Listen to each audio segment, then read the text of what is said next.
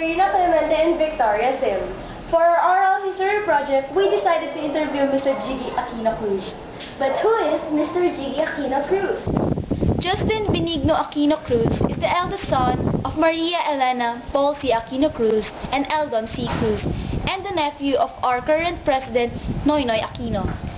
He was born on October 6, 1985, making him the eldest grandchild of the late President Cory Aquino and Senator Noynoy Aquino.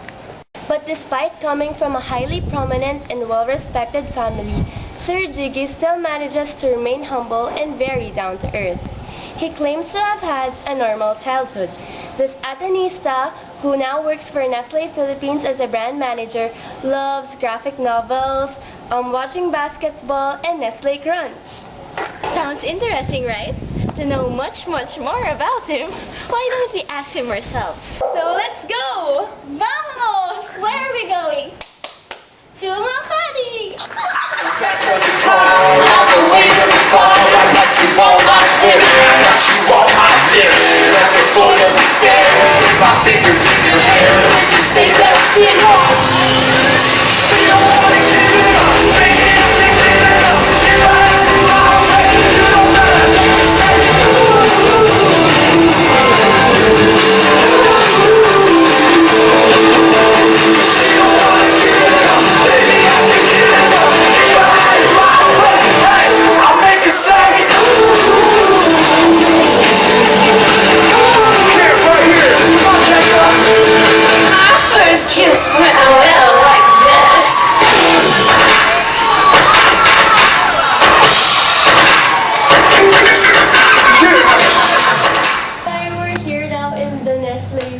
Conference room, and we're waiting for Sir Jiggy Aquino Cruz. Good afternoon po. I'm Tanchanco. I'm Dorina Clemente. And Victoria Sim. And we are students from Siena College, Quezon City. And before we start the interview, we'd like to thank you po for taking your time. We know you're very busy, so thank you for the time. Sure. Sir, to start this, let's talk about your childhood. Did you ever have a normal childhood? Kasi po diba, popular po yung family. In a way, yes. Kasi yung parents ko naman, may family. They wanted me to have a normal childhood. And I lived a normal childhood. Except siguro, nung time na president yung lola ko, when I was in kinder, may guards akong kasama dahil it was protocol. And then, pero after my lola's term, normal lang. I go out with friends and no guards. Just your regular guy. What is your fondest childhood memory po? Ako going to the beach. Kasi that was the time na kompleto yung buong family. Ayun. Tapos nandun lang kami sa isang place. Kami-kami lang, bonding. Sir, at what age po did you realize that you come from a highly prominent and well-respected family? Siguro I was in prep. Tapos, lupang hinirang flag ceremony. And everyone sa class, nakalagay yung kamay niya sa chest. Ako nagsasaludo. So parang, ba't hindi sila nagsasalud? Kasi I follow my lola kapag salute. So parang pinagtawanan nila ako dahil hindi ako So after parang, mali yata yung ginagawa ko. People were saying, ikaw yung sikat pala yung lola mo. Were you able to experience a normal teenage life like going to prom or hanging out with your friends? Hindi ako pinayagan ng prom. Hindi, joke lang. Of course, yes. I went to my prom and also pinayagan nila ako to attend other proms. Hindi ako yung tipong punta akong movie and then may kasunod ako. Hindi ganun. I go out with friends and hindi naman ganun ka-strict yung parents. So, sir, do you feel there's too much pressure for you to live up to your family's normal routine? Yes, because after my lolo, when my lola died, grabe rin yung outpour. When my lola died, grabe rin yung pinakita ng tao. And now, that my uncle's president, yes, there is pressure, even here at work, when you simply present. Grabe rin yung pressure kasi mga boss and everything. Pero I even told some of my bosses na mas gusto ko pang mag-present sa in front of the camera imbis na mag-present sa boses eh. Mas kaya ko pa yung mag-public speaking imbis na ito yung presentation ko at work and because there's pressure involved. Never ako pinressure ng lola ko or my parents, but given the name na ang linis ng pangalan, you can't help but really live up to it eh. So ganun. Sir, how did President Cory's ascendancy to the topmost position in the Philippines affect you po? Yun, doon ako yun ka sa school, parang kahit naman walang special treatment, syempre pag may issues on, basta Aquino, all the kids would look at me dahil parang hinihingi ng comment, ganun, oh, what does your lola think, ganyan. Parang naging standard na rin ako for an opinion, which is totally not the case. Ayun, my lola was president and yun, your teachers expect you to be good and ano. So buti na lang, I was disciplined very well and my lola was also a role model. So yun, sinusundan ko yung mga mas matatanda sa akin. And I never got into trouble in school. So straight A sa conduct ako naman. Wow, during the numerous school attempts against your grandmother, did migrating to another country ever pass your mind? Nung coup attempts kasi I was siguro mga 3-4 years old. And I didn't know what was happening. Naalala ko lang na biglang ginising ako. We were in this big room, may mga mattresses na parang but may giant sleepover. And hindi ko talaga alam yung nangyayari. Pala, may mga bad guys na gustong pumatay sa amin. But when we were kids, parang, well, you're clueless. And growing up naman, I was fortunate enough to travel, pero pagbalik mo, there's really no place like home eh. And my lola was saying yeah, we lived in the States for 3 years, pero iba pa rin eh.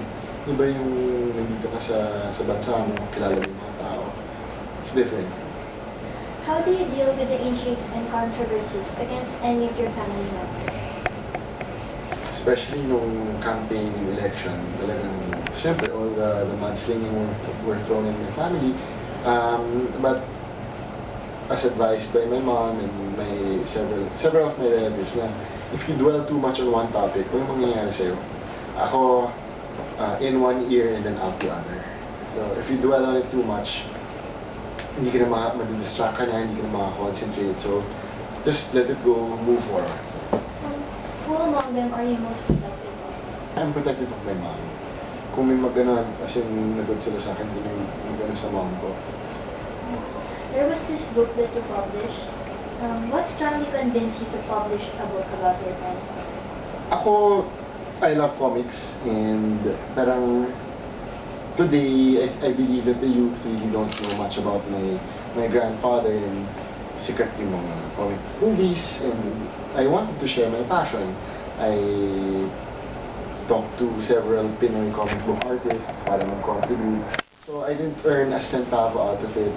Yung proceeds went to charity, even the artists, wala silang ano. It was really for the 25th death anniversary of my lola. At the same time, I wanted to give something to my lola kasi dahil siya with cancer, I wanted to do something for her para lang maano yung spirits niya. And she was very happy about it. That's why I decided to do that. What is the greatest advice President Cory has given you? Ako, just sabi niya na in school kasi I wasn't really the brightest and hindi naman ako bumabagsak. But she was saying na when you die and you go to heaven, hindi naman tatanungin sa'yo, anong grade mo sa math? Ang tatanong sa'yo, were you good during your stay on Earth? So, from that, talagang you need to be a good citizen, be a good Filipino towards your brother, your family, even your friends and fellow men. So, yun yung best advice na binigay ng lola ko. What is the best life lesson that you have learned from Senator Noynoy Aquino? Life lesson. Quote din ng lola ko. So it goes na, I can never forgive myself that knowing I could have done something and yet I did not do anything. So kung alam mo naman kaya mong gawin, don't let it pass, just do it. If it's good and you know it's right, then fight for it. A lot of people are interested in knowing this. Do you have plans to join the political arena or mag-showbiz? Political arena, I'm not closing my doors. Pero ayun eh, sinasabi nila na, Jiggy, tatakbo ka ba? No, I'm not gonna run. Dito na ako sa work, happy na ako. Pero sinasabi, ayan, hindi na sinabi ng lola mo, hindi na sinabi ng dito no, so you never know. So ako, imbis na ma-surprise sila, I'll close the door, but I won't lock it. So kung may, okay. So now, I also recently signed with Studio 23 because I wanted to do an advocacy, so I'll be co-hosting ng YC. So I don't consider it a showbiz, it's more of a public service and helping the youth. So yeah, that's why I agreed to it. What is your message for the youth, and what do you think can we do as high school students in yung contributing to the realization of President Noynoy's vision of making the Philippines great once again? Ako, sana I remember my grandparents kasi sayang yung legacy na kung makalimutan lang na if you ask who was Noynoy Aquino, who was Korea, nanay tatay ni Chris. It's not that eh. It's more than that, and yun yung gusto kong malaman nila na they fought for democracy, what we enjoy now, free speech, and siguro my uncle's campaign was not about one man solving everything. It's a people power thing na everyone kailangan nila gawin yung part nila. And siguro as students, study hard, pray, and tapos I know naman na most of the schools have mga outreach programs, and if you could help the kids na yung mga hindi nakakabasa, may mga programs na help them. Kasi blessed kayo, some people, they really want to study, and they can't. So parang, share the blessings. Lastly po, can we ask for a special message for the Siena College community, which has always been staunch supporters of the Aquino family? Sa Siena College, maraming salamat po in behalf of the Aquino family. So just do well in school kasi as cliche as it sounds, the youth really is the future of the Philippines. So yun, good luck to your studies. Again po, thank you so much for your time. And as a token of our gratitude, we'd like to give you this. So Thank you much. You will always remember us in our school. Salamat. Thank you very much. Thank you, sir. Happy naman ako kasi my girlfriend was my classmate in kindergarten.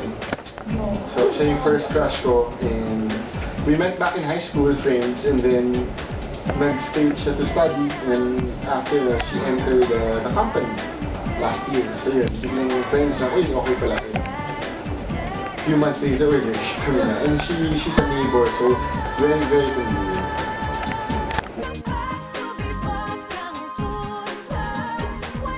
High school, wag muna. Kasi enjoy the soirees and everything. Kasi if you get stuck at one, talagang matatali ka eh. Kasi sabi sa akin, best time to have a relationship yung mga third age. Marami kong nakilala. As in, collect then select. Kasi, hindi ba? Sino yung single sa'yo?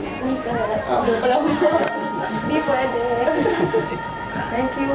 You're welcome. Thank you guys.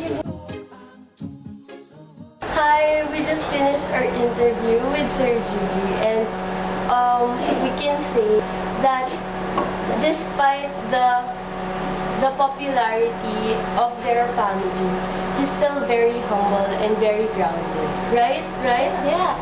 He even gave us chocolate. Yeah, he gave us Kit Kat. Mabait siya, and he came on time, very punctual. And Very punctual, and he came on time. He didn't keep us waiting.